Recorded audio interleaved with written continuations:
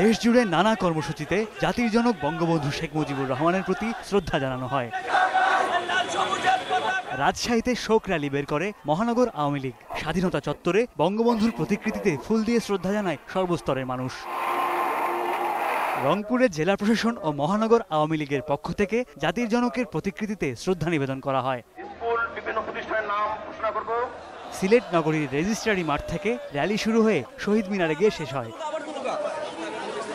কুমিল্লা জেলা আওয়ামী লীগ আয়োজন করে শোকসভা। খুলনায় জেলা প্রশাসনের উদ্যোগে শোক র্যালি বের হয়ে বাংলাদেশ বেতার কার্যালয়ে শেষ হয়।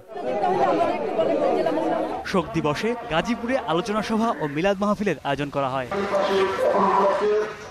পঞ্চগড়ে শোক র্যালিতে মুক্তিযোদ্ধা ও শিক্ষক শিক্ষার্থী সহ বিভিন্ন শ্রেণী পেশার মানুষ অংশ নেয়। নোয়াখালীতে আওয়ামী লীগ কার্যালয়ে দলীয় পতাকা উত্তোলন ও আলোচনা সভা অনুষ্ঠিত হয়। মুন্সিগঞ্জ পৌর ভবন মাঠে সমাবেশে মুক্তিযোদ্ধা ও আওয়ামী লীগ নেতারা বঙ্গবন্ধুর আদর্শ অনুসরণের আহ্বান জানান। ময়মনসিংহে আওয়ামী লীগ ও অঙ্গ সংগঠনের পক্ষ থেকে দিনব্যাপী নানা কর্মসূচি পালন করা হয়। এছাড়া টাঙ্গাইল, নওগাঁ, চুয়াডাঙ্গা, সাতক্ষীরা, ফরিদপুর, ব্রাহ্মণবাড়িয়া, সুনামগঞ্জ সহ অন্যান্য জেলায় শোকসভা ও নানা কর্মসূচির মাধ্যমে বঙ্গবন্ধুর প্রতি শ্রদ্ধা জানানো হয়। রাশেদুল আলম রাসেল, 21 টেলিভিশন।